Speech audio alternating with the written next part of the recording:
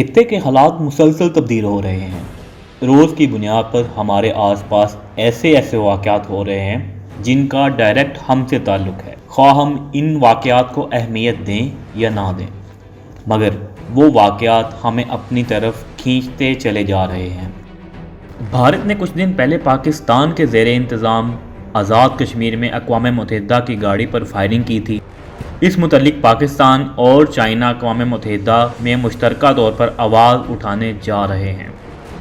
روس اور پاکستان میں بھی قربتیں بڑھتی جا رہی ہیں، جس پر بھارت اور امریکہ دونوں کو بہت تشویش ہے۔ بھارت نے روس کے پاکستان کے ساتھ بڑھتے تعلقات پر سوالات اٹھاتے ہوئے کہا کہ روس بھارت کا اتحادی کیوں پاکستان کے ساتھ تعلقات بڑھا رہا ہے۔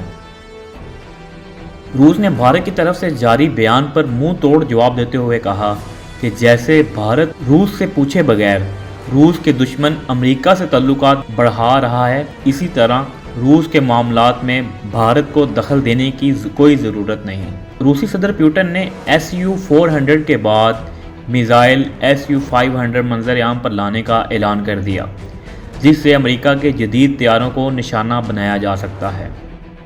روس کے فوجی جوان گزشتہ دنوں کئی دہائیوں بعد پاکستان میں مشترکہ فوجی مشقیں کرنے آئے۔ یہ خبر جیسے ہی بھارت پہنچی تو مودی حکومت لال پیلی ہو گئی۔ آپ کو یہاں ایک چیز واضح کر دوں کہ یہ سب جو معاملات ہو رہے ہیں یہ غیر معمولی حالات میں ہو رہے ہیں۔ روسی فوجی جوانوں نے کئی دہائیوں سے پاکستانی فوجی جوانوں کے ساتھ جنگی مشقیں نہیں کی، کیونکہ ان کا پلڑا بھارت کی طرف تھا۔ اب ایسا کیا ہو گیا جو بڑے لمبے عرصے کے بعد روس پاکستان کے ساتھ جنگی مشقیں کرنے کے لیے تیار ہو گیا؟ اس کے پیچھے بڑی دلچسپ کہانی ہے۔ ہوا کچھ یوں کہ بھارت اور چین کے درمیان سرحدی تنازع کے بعد بھارت کا جھکاؤ مکمل طور پر امریکہ کی طرف ہو گیا۔ بھارت نے امریکہ سے ایسا معاہدہ کیا جس کے بعد روس میں شدید غصے کی لہر دوڑ گئی۔ اس معاہدے کا نام بیکا معاہدہ ہے۔ بیکا معاہدے کے تحت بھارت اس بات کا پابند ہے کہ وہ روس سے اسلحہ نہیں خریدے گا۔ بھارت کو اگر جنگ میں اسلحے کی ضرورت پڑی تو وہ صرف امریکہ سے اسلحہ خرید سکے گا۔ یہاں یہ بھی آپ کو بتاتے چلیں کہ بھارت اس سے پہلے اسلحے کے بہت سے معاہدے روس سے کر کے اسلحہ خرید چکا ہے، جس کا فائدہ روسی معیشت کو بہت زیادہ ہوتا رہا۔ اب جب کہ امریکہ اور بھارت کا بیکا معاہدہ ہو چکا ہے تو بھارت روس سے اسلحہ نہیں خرید سکے گا۔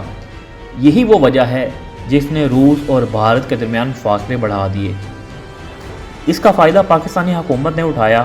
عمران خان نے موقع کی مناسبت کو سمجھتے ہوئے روس سے تعلقات بڑھائے۔ پہلی بار ایسا ہوا کہ پاکستان کے تعلقات چین، امریکہ اور روس سے ایک جیسے ہیں۔ یہ بات بھی درست ہے کہ پاکستان کے چین سے سب سے اچھے تعلقات ہیں، مگر امریکہ اور روس سے بھی پاکستان نے نہیں گنوائی۔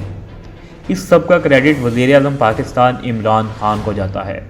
روس اور چین نے پاکستان کو جنگ ہونے کے سلسلے میں مکمل تعاون کی یقین دہانی کرا دی۔ روسی ساختہ میزائل Su-500 رافیل طیاروں کو مار گرانے کی صلاحیت رکھتے ہیں، جس کے بعد پاکستان کی دفاعی صلاحیت میں مزید اضافہ ہو گیا۔ پاکستان کی دفاعی صلاحیت پہلے سے ہی ناقابل تسخیر ہے، کیونکہ پاکستان ایک ایٹمی ملک ہے، اور بھارت کے خریدے گئے رافیل طیاروں کا بھی توڑ پاکستان نے نکال لیا ہے۔